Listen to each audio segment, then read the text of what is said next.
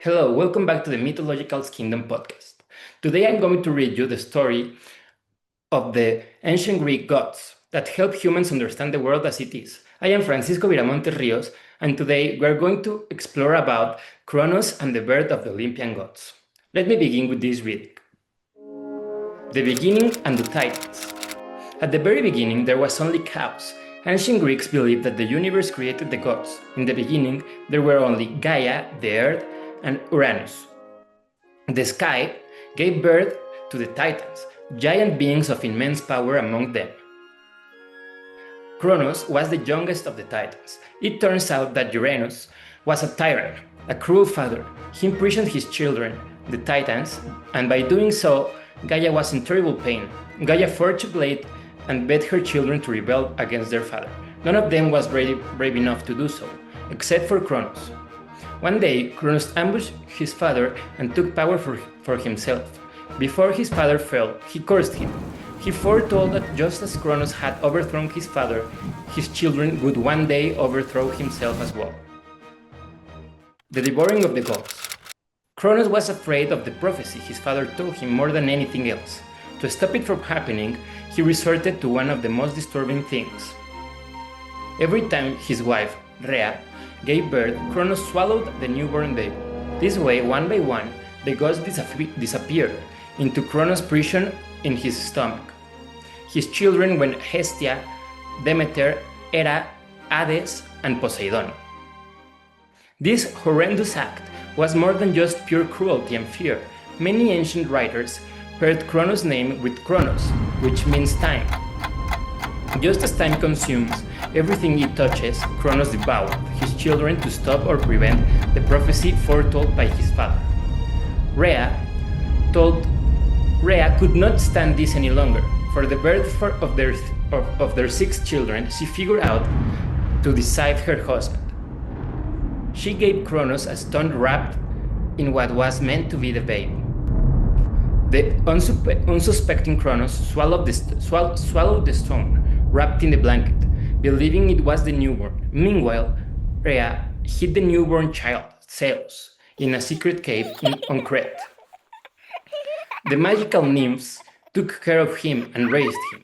He also had other protectors, the curetes, armed dancers that clashed their weapons to cover the infant cries so that Kronos could not hear them. The return of Zeus. As Zeus started to grow, he also started to find out about his destiny, to confront Kronos, and finally free his siblings. With the guidance of the goddess of potions, Metis, he prepared a plan to take his father down. The day had come when the plan was to take place. Zeus disguised himself and served him a powerful potion.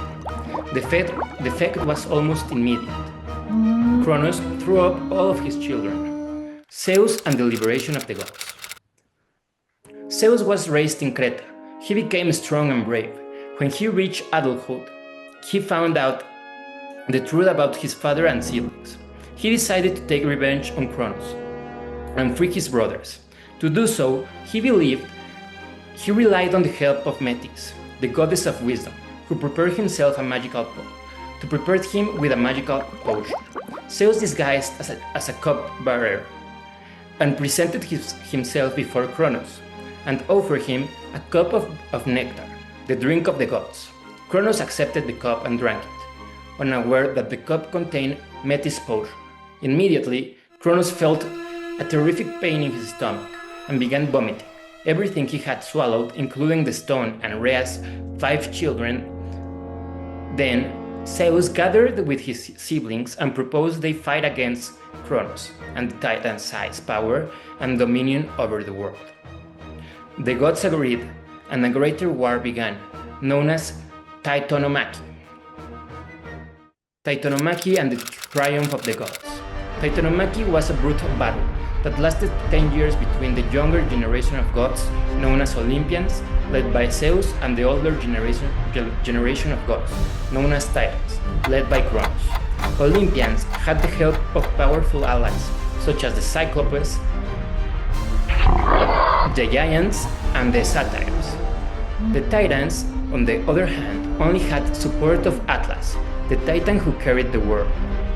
The war was decided when Zeus freed the Cyclopes and the Ectanocris from the Tartarus, the deepest and darkest part of the underworld where Cronos had imprisoned them.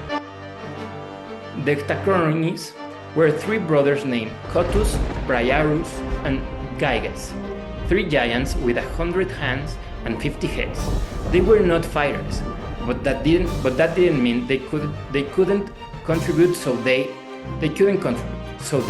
threw huge rocks at the Titans, who could not withstand the attack. Zeus and his siblings defeated the Titans and imprisoned them in Tartarus, where the Ectanocris guarded them. Atlas was the only who escaped the fate, but that didn't mean he was not going to be punished. Zeus punished himself by making him hold up the world on his shoulders forever. Olympian gods took control of the whole universe and divided the kingdoms among themselves. Zeus became the king of the gods, ruler of the world and master of the thunderbolts. The myth symbolizes a conflict between the father and the son.